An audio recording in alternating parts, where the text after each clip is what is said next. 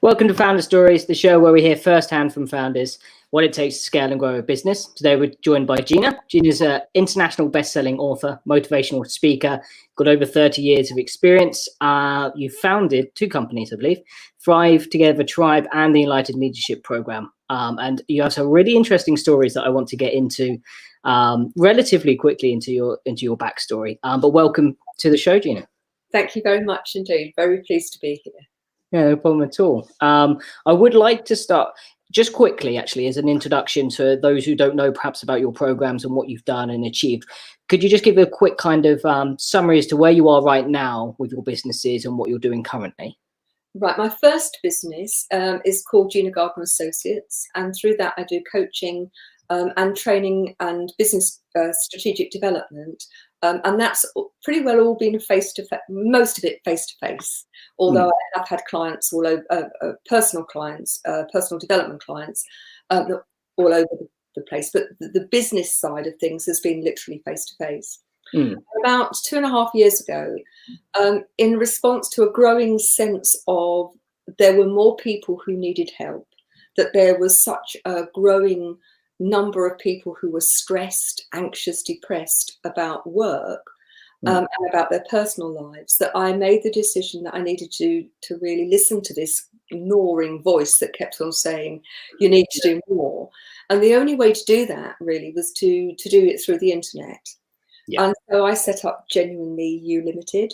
And Genuinely You has a number of programs. So I started off initially developing the personal and spiritual development program, which is delivered through the Thrive Together Tribe, which is a membership group where people who want to grow, to be supported by like-minded people, to be challenged, and for people to validate who they are. So it's for people who feel that they're often, although very successful, they're not seen and heard.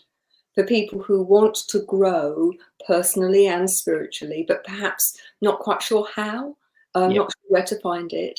And so that's a monthly group. There's twice monthly interactive coaching sessions, and there's a structured development program with videos and activities and themed journals and so on. Okay. And that was a starting point for Genuinely You. But in the meantime, I've been developing the Enlightened Leadership Program, which has just been launched just prior to COVID. Brilliant timing. Yeah, great. It is brilliant timing because in the new order, because in the new norm, we're going to need enlightened leaders more than we ever have done before. And half the Enlightened Leadership Program is about developing the leader within you. It is about your personal and spiritual growth. So that's one of the reasons why I started with that. Because in order to lead others, you have to recognize that you're the common denominator that you take with you into every moment of every day. And it's about taking radical responsibility for your thoughts, your words, your deeds, and modeling those before you lead other people. So it's about leadership with integrity, compassion, and the courage to do what's right rather than what's easy. And out of that has come a mission. And my mission is to positively impact on 1 million people in the next 5 years through the development of enlightened leadership. So if you think about the leader being the stone thrown into the pond, that rippling out, whether you're the leader of your family, because this is all about leadership for life, not just for business, or if you're the leader of your team within an organization, or that you own a business, it's about how do you create leadership that enables other people. If you step into your genuine power, it's not about diminishing somebody else. It's about giving them permission to shine too, and recognizing their potential and nurturing that. And so the two things go very much hand in hand. Okay. Yeah, it's a kind of a well-developed package from two different angles. And how is that Enlightened Leadership Program delivered then? Because the tribe is all over the internet. So the Enlightened Leadership is a 10-month program.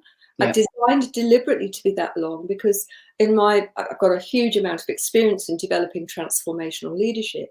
And look at the research around leadership programs. Within 6 months, the research shows between 5 and 7% of what's being taught is being implemented.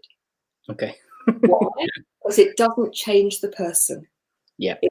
They give them strategies, but as soon as there's a stressful situation, a challenge, people revert back to their old way of being. And what I've noticed from working with individuals and with companies is that there's a tipping point where people have had enough experience of challenges that around the 9-10 months, it starts to people start to demonstrate that they have truly made that transformation. And it's the point where businesses can really demonstrate they're more profitable, they're more productive, better relationships, better work-life balance for everybody. And so it made sense to make sure that my program followed the same pattern. So it's one-on-one work with a leadership facilitator before the program starts and monthly during the program. Twice monthly interactive coaching sessions, group coaching sessions. It's videos, PowerPoint presentations, activities, themed journals, core reading, visiting speakers, and it's been accredited by CPD. Oh, very nice. Oh, there we go.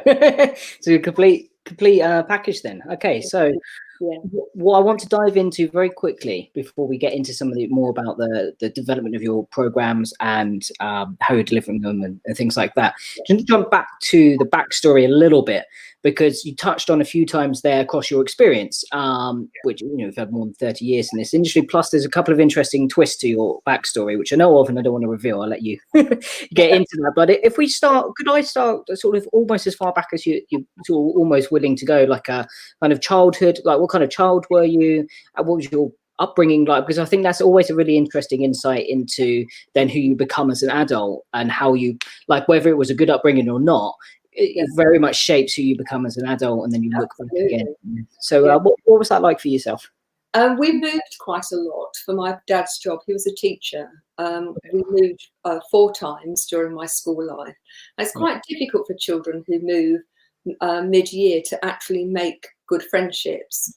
And when we moved from Stevenage, which was move number 3, I think, to Essex, I was 10.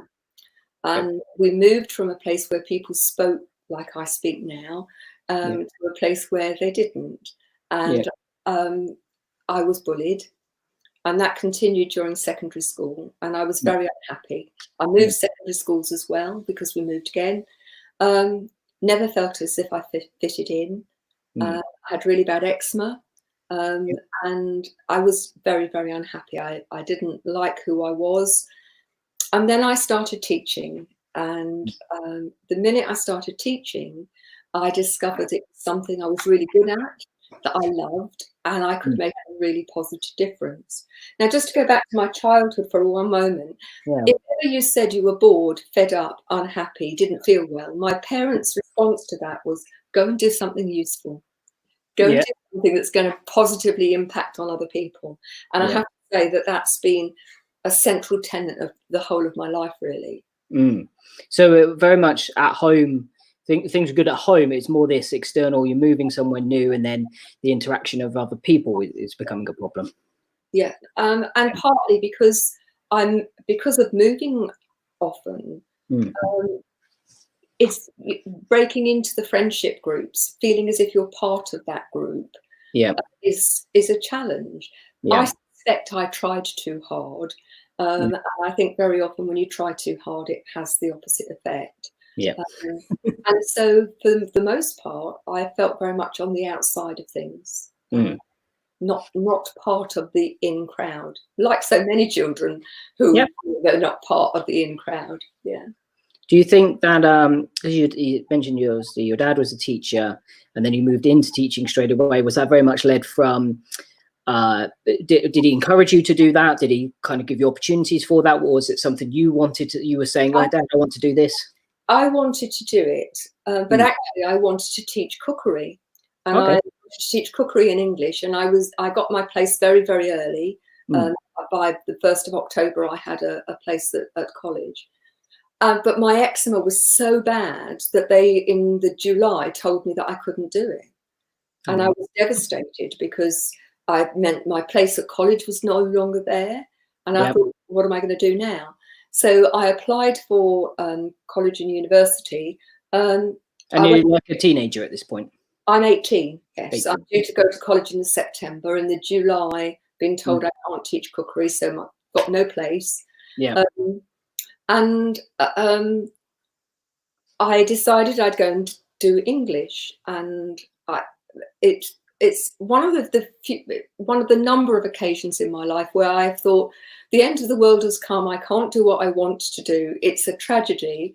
And life has then shown me, my goodness me, the universe was looking after me. Yeah. When I went to college, I was primary, secondary trained to do English and geography. I loved primary, to teach all of the different subjects. And I ended up going into junior schools, and I was very good at it, and I was promoted very quickly. So age 28, I became the deputy of the biggest school in the borough. And how did that initial, because that's an interesting point I want to just touch on there, because you've got this time of being at school where things weren't going good for you and they were not great, and then you've had a massive like, oh, I want to do cookery, I found what I'm doing, and then suddenly that door's closed. Opens a new door, and now you've got this immediate success. How did that feel in comparison to what you had before? How did you respond to that kind of situation? The best way I can describe it is I found who I was. I went to my first school. I was very, very fortunate. It was the head was a nightmare, but the staff were amazing. Yeah. And I think in part because the head was such a nightmare, the staff pulled together, and there was a real mixture of ages and experiences, and we got on with it. And it was in the days before national curriculum, LMS, and all of those things. So as a staff, we'd decide what we were going to do, and we'd go and do it. And it was exciting and interesting. And I was very successful in terms of creating relationships, positive relationships with the children. That's not to say they weren't, some of them weren't challenging. I'm not saying that at all. But actually, I felt as if I was doing something that was worthwhile. And in doing so, my own relationship with me was much improved. Interestingly, some years later, when I retired from headship in 2004, mainly because of my health, and that's another story, I was suddenly 14 and full of eczema and angst, and who am I again? I'd been a teacher for nearly 21 years. It was, who am I? What's my identity when I'm not being the professional me? And I started to do work on the relationship I had with me. It's interesting you say that. You find that a lot, that kind of that identity loss happens a lot with people who are like really good at sports, because they're really good at sports, which means they're cool in school, they do really well at university, everybody loves them in their 20s, and then by mid-30s, when they're not really very good at the sport anymore, they suddenly feel a big loss into, well, who am I then? If I'm not this sports person who's really athletic, who am I? And it's of Olympic medalists, haven't there, for example, who go into a deep, deep depression when they retire. Many big athletes retire from ordinary work where their identity has been very important to them. And certainly, I know that when I left headship, it took me a lot of time, and that because I didn't have a good relationship with myself before, it wasn't about finding that relationship again. It was actually creating, probably for the first time, a positive, loving relationship with myself. And that's something that I've worked on, and I think is a really important piece of work for everybody to do, because every relationship we have with other people is a reflection of the relationship we have with ourselves. Yeah, absolutely. Okay, so so you finished the head teachership. There's quite a bit in the middle which actually is really relevant, if I may. Yeah, absolutely. Yes. So I'm appointed at age 28 to be the catalyst for change in a school where I'm the youngest bar two on the staff. Okay. And in those days, I was told by the head, "We don't want you, we want a man." Couldn't get away with it now. Yeah. But I was appointed anyway. And the head and I worked very well together. And in the February, as I started in the September, in the February, I went off skiing. Loved skiing, was an experienced skier, but in those days, it was the fashion to have skis as long as you could get them. Yeah. And I had new skis for Christmas, and they were 10 centimeters longer than I was used to. And I spent the week wrapping those 10 centimeters around my neck, basically. And on the Thursday, I had a really bad fall. So I said to the friends I was with on the Friday, I'm going to go and ski by myself. I'm going to get my confidence back before we finish, because it was our last day. And we agreed to meet for lunch. Met for lunch. It was a beautiful day. And they said, we've found this amazing run. Come and join us. So off we went, and it just an idyllic day. The mountains looked fabulous. The snow was crisp and shiny in the sunshine. And I followed them off the chairlift. And as we rounded a corner and I caught them up, it was pretty evident this isn't where we were meant to be. And instead of being on the beautiful long red run that they had planned, we were on the top of the Schindlerplatz, which is the most difficult black run in St. Anton. Oh, yes, yeah. That's, I mean, just a small error, you know, small difference. And it was a mogul field. Now, for those who ski, they'll know that a mogul is where the snow has been eroded by the weather. And moguls can be the size of cobbles, which make it quite uncomfortable to ski, but not dangerous. These were 6-foot monsters. It was very steep, and the only way to ski down was to ski and turn and slide down the mogul, pick your way in between the mogul till you couldn't go any further, and so on. So I skied about a third, and then I left it too late to turn, and I fell. And it took me about 20 minutes to retrieve my skis that I'd lost and to rejoin my friends, who were each sitting on a mogul, rather like an elf sitting on a mushroom. My skis off, and each of us, there's 5 of us, and we're all sitting on different moguls. And mine gave way. It was so hot that the top of the mogul had melted.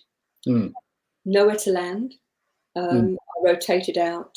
The last thing I remember is hearing a scream, which was me. And then I came to sometime later, a lot further down the slope. It took my friends a long time to ski to me. But the good thing was that between the 2 falls and the skiing that I'd done, I was almost at the bottom. I was insistent I didn't want the blood wagon, and so they helped me back to the hotel. And the next day we travelled home, and my mum took me straight to A&E. I got a bad concussion, and I'd trapped a nerve in my neck. Took me a couple of weeks to get back to school. And 5 weeks later, I went as the borough deputy ski leader with the borough ski party. We took 150 some school children skiing to Switzerland. As the week went on, I got more and more like Quasimodo. And was struggling. So on the last day, as we finished the races and the kids came in and they were having their tea, I said to my colleagues, I've got to go and lie down. Went to lie down, and then suddenly found that I was paralysed down one side. Didn't want to call the kids, call out. I didn't want to frighten the children. I need to say that was the longest time in my life while I waited for somebody to come and see how I was. Then throat loosed, and I was carted off to the local hospital and then to Geneva Hospital, and then flown home some days later. It took me till the end of May to get back to school. I wasn't right. I was managing school and sleep. And I got to the school summer holidays and thought, great, I've got 6 weeks now. I can concentrate on getting better. 10 days into the school holiday, very early in the morning, I got a phone call from my head teacher's wife, and she was hysterical. She found him dead in bed. He'd had a massive heart attack. So far from it being a restful holiday, I helped her arrange the funeral. I let the staff, the parents, the local authority know. And from that moment on, I was acting head, and I was then appointed permanent head 4 months later. Now, my mobility deteriorated. So by 1987, I was forced to use a wheelchair to get around school. I didn't use it in the office or the classrooms or the hall, but I had to use it to get around because it was a spread site. Fast forward now to 1996. I'm in the garden. I'm planting up some little seedlings on the garden table, and I sneezed. It's just before the school summer holidays, and I felt a ping in my back. And my back started to hurt really badly. And that wasn't unusual for me. But it got worse and worse and worse. And by the last day, I was doing assembly the last day, went to stand up and found that my legs wouldn't support me. I was taken off to hospital, and I found that I'd got a huge ruptured disc, which they removed. And when I woke up, I couldn't put my left foot to the floor without fainting. I had what they call failed back surgery syndrome. It took me 18 months to walk to the bottom of my very little garden. 3 months later, last day of the summer term again, I wasn't very well after school. I was sick and I felt something go in my back. And I'd ruptured a second disc. Failed back surgery again. And I was completely wheelchair bound until 2004 when I had a spinal stimulator fitted. That's like an internal TENS machine. And it took me about 3 years to be able to walk from my bed to the bathroom, which wasn't very far. And now in 2020, my mobility is the best it's been since 1996. Still use a wheelchair to go into town or to go on holiday, but I don't use it in the house and garden, and I can walk into the restaurant if we're in the car park. The gift in all of this, and there were some huge gifts, were that I had to create a different way of empowering my staff and my children at school that didn't require me standing behind them and micromanaging. And it was all about taking radical responsibility for how you are, what you do, what you say or not. And it was incredibly successful. I just want to touch on a little bit, because that's a very, I'm sure a lot of people listening to this probably have got back pain, or they've heard of people. I've slipped 2 discs myself, but nothing to the extent like that. Like I might be in bed for a few weeks type of thing, do some physiotherapy, 3-6 months later I'm fine, but at no point do I lose the ability to walk or something like that. But it is very, like I'm very athletic person, very active, always have been, and when I can't do any exercise, for me it's very like, it's almost claustrophobic. Like it becomes very hard, almost like going back to that identity thing. It does become very difficult to be like, well, hang on a minute, you know, people know me as Tom Rando, the guy who plays rugby and cricket and powerlifting, the strongman. Like suddenly, now what do you do with your day type of thing? So how did you find that? I mean, you were a ski instructor, you sounded like quite an active person, you probably on your feet all day. Most teachers are on their feet all day running around a school. My mum was a teacher, she was forever running about. And so how did you find how did that impact you? What was going through your mind at that point? You know, you've had these multiple, now it's not like once and you've recovered and it's almost forgotten, it's 20 years later. It's, you know, it's happened again 20 years later. And then again, how did you deal with that internally for yourself? I think that's a really interesting question. I think it's no one moment. Yeah. Yes. I think being wheelchair bound the second time round was actually much more difficult than the first time. Because the first time I could see, although progress was painfully slow, that I was making progress. This is where my upbringing, I think, came to the fore. When if you're feeling down, you're feeling low, you're feeling poorly, go and do something useful. And so for me, the principle was, let's focus on what I can do rather than what I can't. So after the second back operation, I was back at school 4 days later. Now, school by this time was set up for me to be in a wheelchair, so that really helped. But if I'd been a class teacher, I couldn't have done it. But if I stayed at home, if somebody hadn't left me out a cup and filled the kettle, I couldn't make a drink. Yeah. Daytime television and reading were the only two activities open to me. Mm.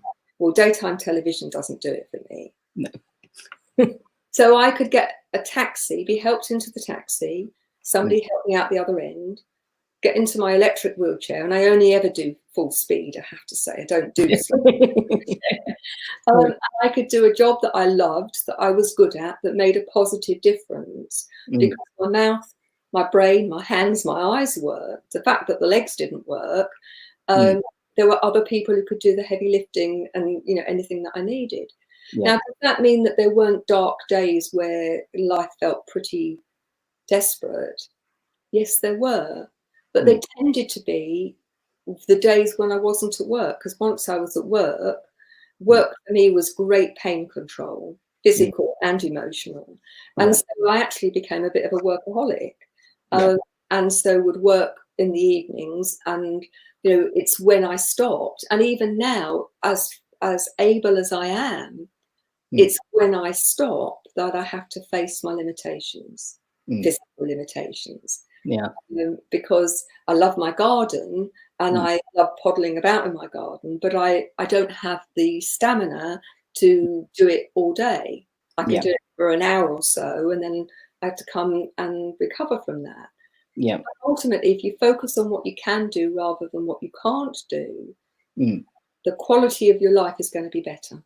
Yeah, it's if you ever speak to, and I've spoken to quite a few different people who've got not exactly the same story, but something where something, you know, is a disaster or something has happened, or, I mean, in my own little way, you know, things being affected with my own different, you know, experiences type of thing. I always find anybody who has the attitude of something around being grateful or empathetic or positive, those kind of combination of those things, like not focusing on negative things, but focusing on what I can do, this and I can do that, and I can get better at this, and I can still contribute to this in that way, always ends up being, although difficult, very difficult to do, it's always the best way forward. And I think it's true for life generally, not just if you've had an illness or an accident or a tragedy or, you know, been made redundant or whatever. But you know, one of the things that strikes me is what a huge gift it was. I mean, prior to all of this, my nickname was Tigger because I used to bounce around and have endless energy. But I think had I been able-bodied, I'd have been a very different sort of leader. And I suspect that I'd have been too interfering and too controlling. But because I had to take a step back, or a seat back in my case, and be creative in the way in which I develop things, the gift was that actually it was incredibly successment. And we were one of the first beacon schools. We were on the best 100 schools in the country list twice during my tenure. And the style of leadership and the principles by which I led were a direct result of me taking a step back and recognizing that other people had to take responsibility for themselves and shared responsibility for the whole performance of their class, their organization.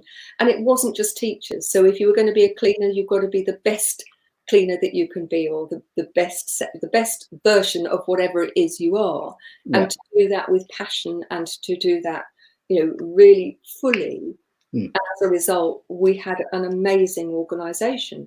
Now, we were one of the first beacon schools, so I then worked with dozens of other schools and hundreds of other teachers, and it worked for them. And since I've left headship in 2004, I was given an ultimatum by my neurologist because various bits were dropping off, metaphorically, not literally. And, you know, I was given an ultimatum: either stop working the 14, 15-hour day that I was doing on a regular basis, or you'll be housebound and you won't be working. Now, while I was a serving head, our budget was just dire. So I went out to earn an income. So I was an Ofsted inspector. I was an advisor with the DFES. I was a trainer facilitator for the National College of Leadership and the London Institute. Not all at once. remember, I was there for 20 years. Yeah. And as a result, that not only brought a budget into school, but also kept us at cutting edge, which contributed to the school doing well. So 2004, I'm given this ultimatum, and I think I don't. The thought of just being housebound, I have to say, terrified me more than anything. And so I took the really difficult decision that I was going to retire. And so I retired. And then, as I said to you, I had this crisis of identity. Who the hell am I now? Yeah. What's my value? Yeah. Bearing in mind my parents' upbringing is, well, if you do something useful. And so I decided I looked at my skill set. I was a qualified coach. I was a very experienced, not only trainer, but developer of training programs. I was used to working with a range of different organizations and different people.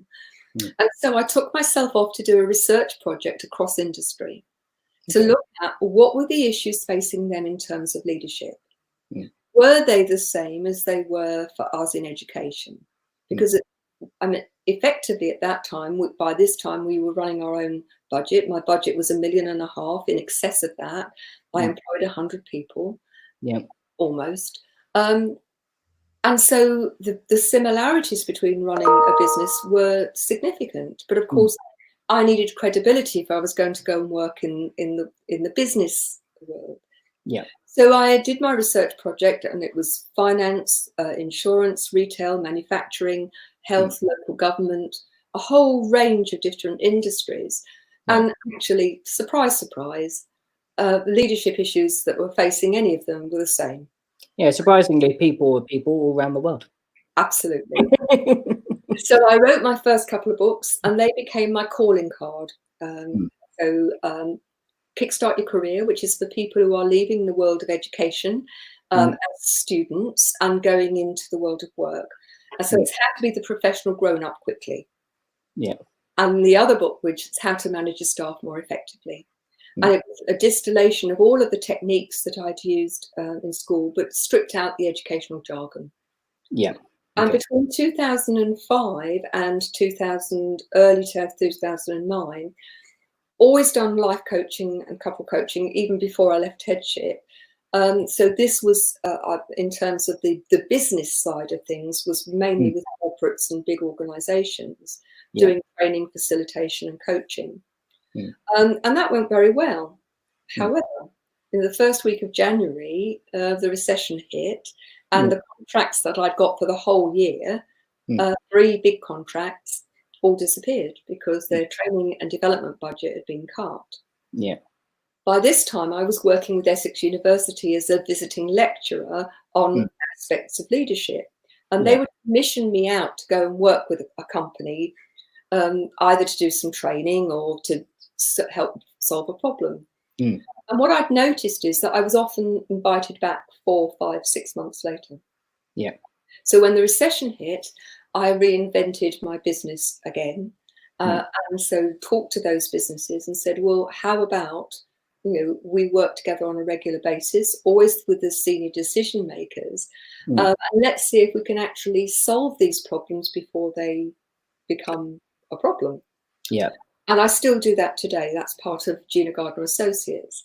And all of the businesses that I've worked with consistently for more than 9 months have become more productive, more profitable, better relationships, better work-life balance for everybody, using exactly the same principles that I developed at school. So I've now done this in so many different contexts and so many different types of businesses. I know that this stuff works, and so it's the basis of the Enlightened Leadership Program. And do you have I suppose, in some sort of capacity, like a framework that you go through, a process that you like a kind of step by step? Step 1, we should look at this. Step 2, we should look at that. It's not as rigid as that in terms of working with the business, but in the latest book, Thriving Not Surviving: The 5 Secret Pathways of Happiness, Success and Fulfillment, was written because no matter whether you come as a life coaching client or a relationship coaching client or a business coaching, strategic business development client, Mm. The 5 pathways are all touched upon, which Yeah. is about your belief about yourself and Yeah. others and the world. Because if you believe you'll fail, it's a done deal. If you believe that you'll succeed, you don't have to necessarily know how straight away, but Yeah. it's a great mindset to move from. So beliefs always, relationships, and relationships, as we've already said, the relationship with yourself is the reflection of the relationship you have with other people. So looking at the relationship that you have with you and with others, no matter which direction people come in, that's always something that we cover. Then it's around success and what do you deem to be success? I mean, how many people, for example, sabotage as soon as it starts to get successful? You know, people talk about fear of failure, but not so many people are as familiar with fear of success. Yeah. In my experience, you know, many people fail not because they fear failure, but because they worry, if I'm successful, will I be the same person? Will people still like me? Yeah. And they sabotage. Yeah. And so that pathway is about what motivates and inspires you. What are the things that, you know, how do you create success in the context of your life, of your business? What are the criteria? Because one of the challenges, particularly for businesses, in my experience, is they don't define what success looks like for them. So they never know if they got there. Yeah, and it's I was going to say the success part is funny because there's that quote, isn't there? Our greatest fear. The greatest fear is that we're powerful beyond measure. Not, you know, it is that light. How are we going to do so well? How are we going to grow so big? That's more fearful than just, you know, shrinking into the darkness and being just nobody. It's a lot less fearful. Yeah. So it's an interesting point. You know, for many people, and that's why beliefs are such an important starting point. If you believe you're not worthy, if you believe that if you shine, other people will think you boastful and that you won't be liked, that's going to have a real impact on your capacity to succeed. Yeah. If you believe you're useless, that will become your reality. I often think that disability is a great metaphor for life because people diss their ability.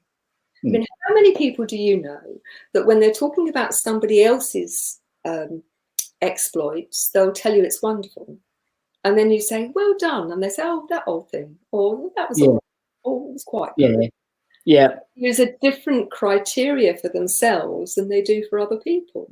Yourselves down. So that's the third pathway. The fourth pathway is about managing change and transition, the choices we make. Every choice, everything in life is our choice.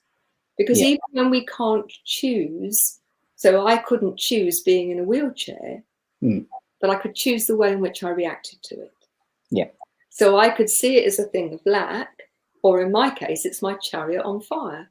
Okay. I said to you, I only ever do things on full speed. Yeah.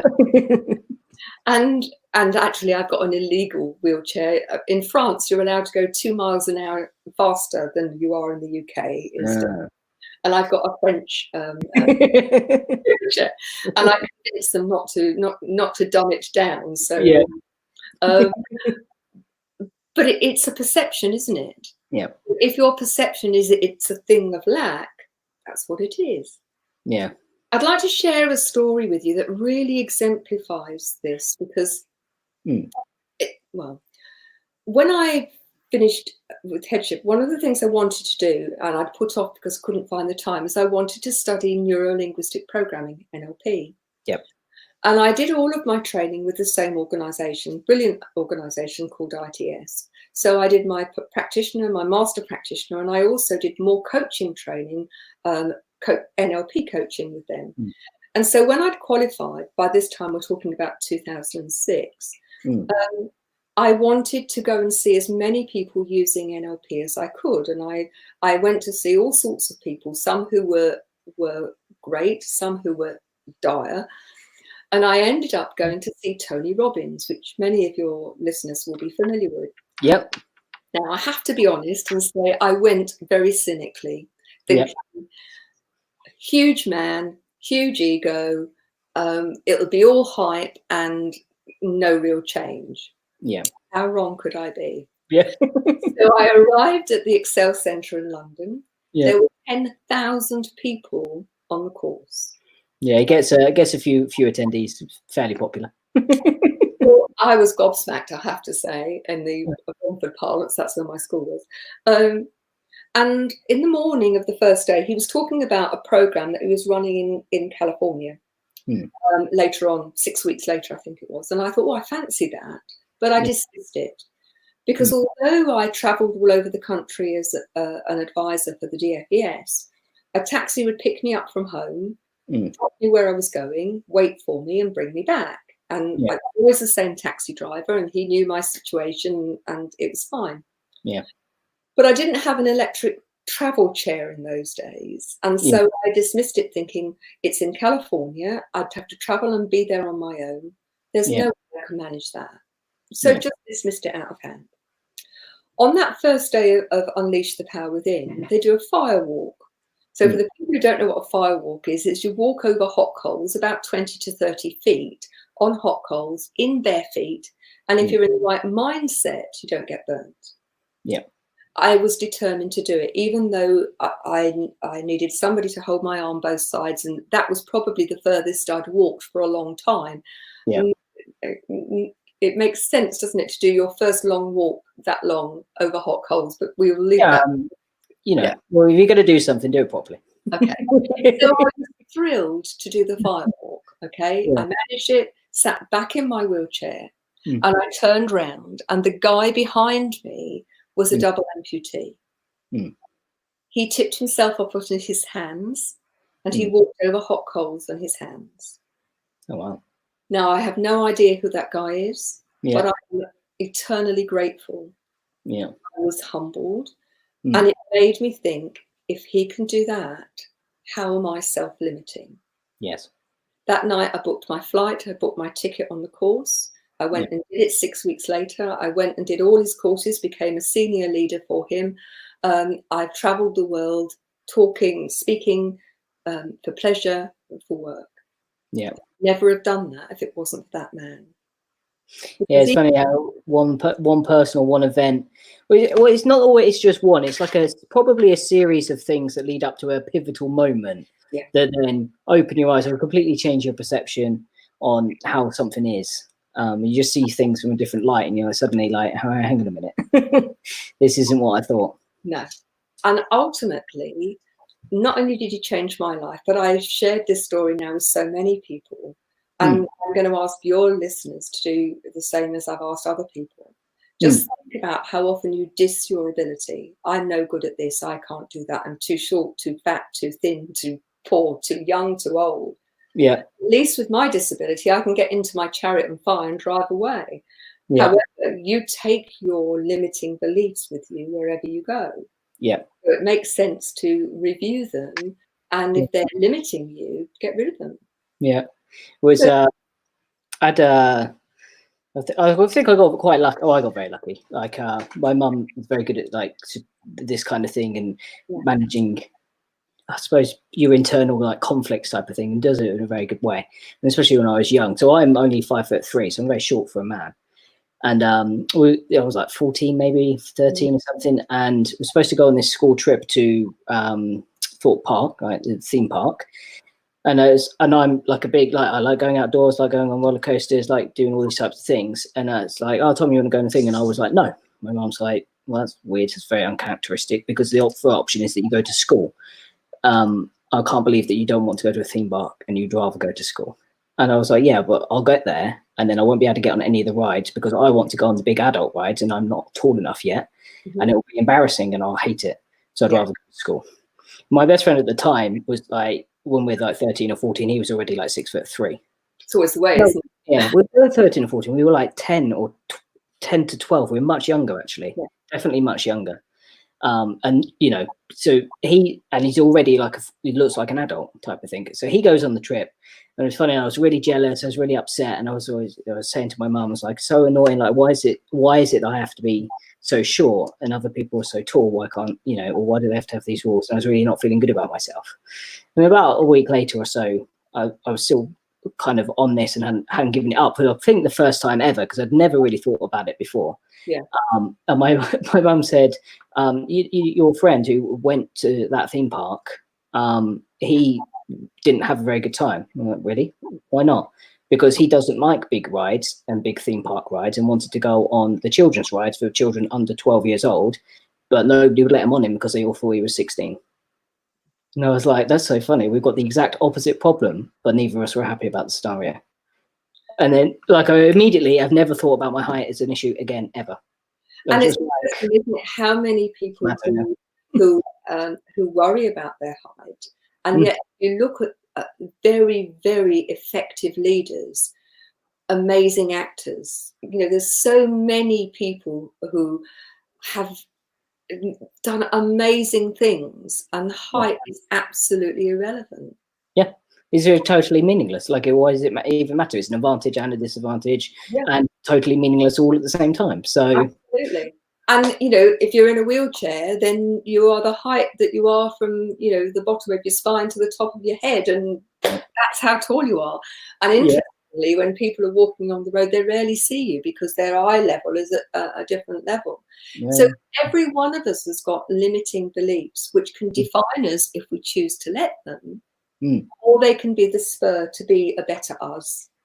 And I think we've both chosen the latter rather than the former.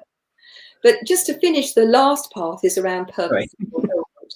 And ultimately, many people reach great success, but think, is this it? And so, you know, working with people to find out, you know, what's really important to you, what lights your fire. And for me, purpose and fulfillment come from being service. And that's, you know, in a sense brings us full circle again to the Genuinely You is about being of service to individuals. So there's lots of free stuff, but also if we're going to make the most of the change that I think this pandemic is offering us, it's even more important that we have leadership which is based on integrity, compassion, and the courage to do what's right rather than what's easy. The paradox in all of those, and what many people I think fail to recognize, is if they want a better business, if they want a more productive and more profitable business, this makes sound business sense as well as sound humanitarian sense. Because when you are able to get people to think for themselves and to take a shared responsibility in the success of the team or the business, if you engage the collective enthusiasm, skills, expertise of the group, then you can fly in a way that you can't when the leader is trying to do it all themselves. You know, the school of delegation, which is, well, I do it all myself because then at least I know it's done properly. Well, a lot of Six Sigma and agile methodologies, they're all built off of this theory, you know, of empowering other people and giving them purpose.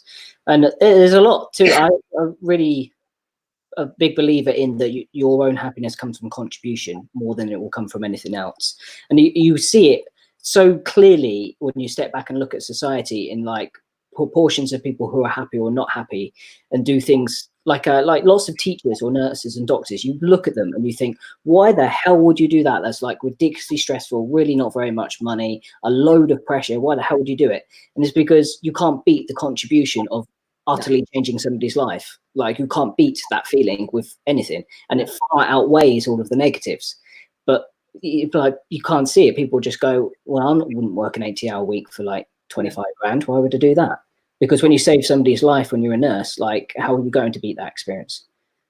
Isn't it interesting that one of the things that the COVID virus appears to have done is to redress, at least for the time being, and I hope it stays, the imbalance in terms of real value to society and the level of adulation and recognition that you get.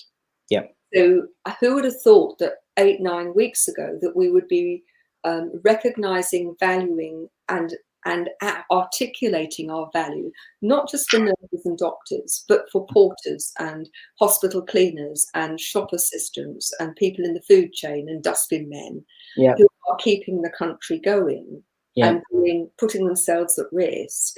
When previously, if you'd been on a game show or a reality show and your only talent was that you managed to get on the show, but they were people who were feted and given lots of recognition and adulation. And it seems to me that it would be nice if we continued to remember the teachers who are going in and looking after key workers' kids and the people who I've heard yesterday of somebody who they've not lived at home. They work in a hospital. That somebody in their family is very vulnerable, but rather than not contributing, that they're staying in a B&B. So they don't take the risk home, but they still contribute. And that's, for me, that person's the hero.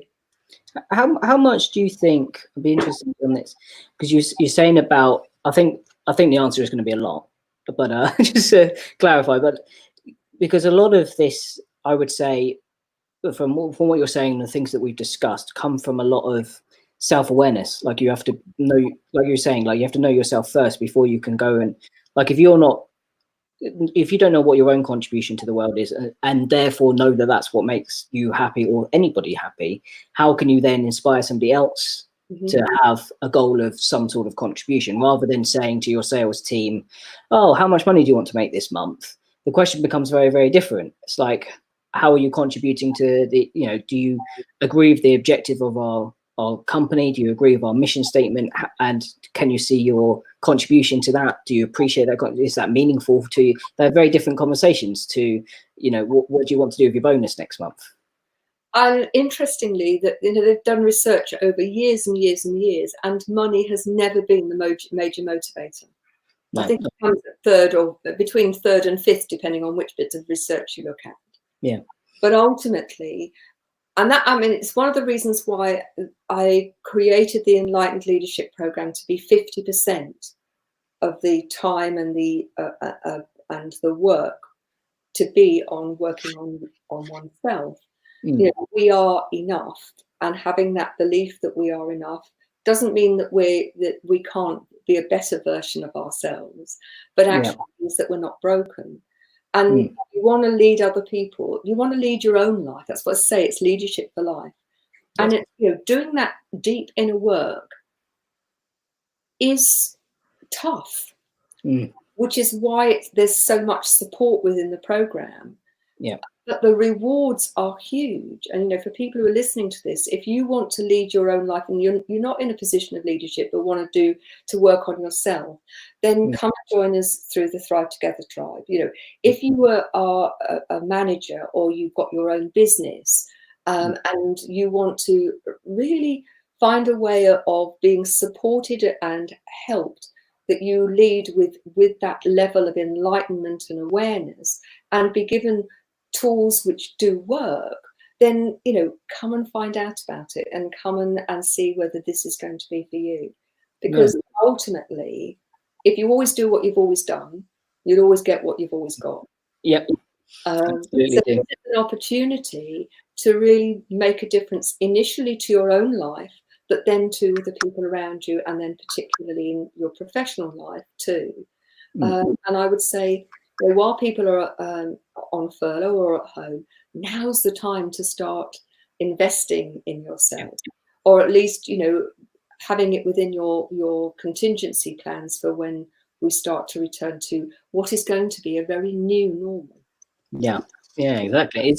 They're all very interesting points. I'm slightly getting conscious of time, but I like this topic area of because there's so many reports in there where people are like unhappy about things, or they're stressed about their lives, or they're not sure how to manage the teams and things. And they always come back to like the same 3 or 4 topics, and they're all between here. Like, there are not a single thing about becoming happy has anything to do with a physical thing. Not yet. That's the only thing most of our society chases. So, well, if I had a bigger house, I'd be happier. Or if I had a nicer car, or had a bit more financial security. But financial security is in your own head. But the other thing about, it's what I call the "I'll be happy when" syndrome. Yeah. The problem is that it's always in the future, and as soon as you meet the criteria that you've set, you put new ones in, because it's "I'll be happy when I've got this, and I've got this, and I've got that," rather than I choose to be happy. And one of the little constructs you can do is you open your eyes in the morning and you do the funky chicken test, which is with your elbows. Can I feel my coffin? No, I'm alive. Okay, I'm going to choose to be happy today. Yeah. Now, does that mean you have to be happy about everything that happens to you? No, it doesn't. But if you collect gratitudes, if you are thankful for the things that you do have in your life, even on the bleakest day, there are things to be grateful for, and it makes a difference. And our approach to life, well, it's our choice. If you want a life that's never good enough and that you're always hankering after something else, fine. But that's not the sort of life that I want, and it's not the sort of life I'd want for you. Yeah. And so it doesn't have to be that way. Yeah. You do have to do something differently. And one of the reasons that I have spent the last 2 years beavering away at creating this in the format that it is, to make it as easy as possible for people to access and supported, because I recognise that sometimes you go into that deep, dark night of the soul where you have to make friends with yourself, and it can be a challenge. And so having someone to support you and hold your hand, act as the navigator, if you like, the sat nav, to help you get through it in as easy a way as possible, but at the same time doing that deep work. Yeah, absolutely. And so just as we wrap up, I want to touch on that. How would people find out a little bit more? People are quite like, you're right, I do want to do something about this. Where would they go to find out a bit more? The main website is genuinely, and then a hyphen and the word you.com. All of the programs on there, lots of free stuff. Well, if you're particularly interested in the leadership program, then go to enlightenedleadership.co. You'll find it all on there. You can set up a discovery call for free with me. If you want to email me, it's Gina at genuinely-u.com. But I'm on LinkedIn, Facebook under Genuinely You, YouTube, loads and loads of free resources for people. But if you are serious about making a positive difference in your business, I would really urge you, think about doing the Enlightened Leadership Program. Perfect. Well, thank you very much for your time, Gina. It's been really good. I really enjoyed this chat, and thank you for sharing your message with us. It's my absolute pleasure. Thanks for having me on the show. No worries at all. And thanks for everybody at home for listening along. As always, if you've got any questions, leave them in the comments, or obviously reach out to Gina directly. She'll give you your email there. I'll leave them somewhere in the comments here as well. But thanks again, everybody, and we'll see you again next time. Cheers. Bye for now.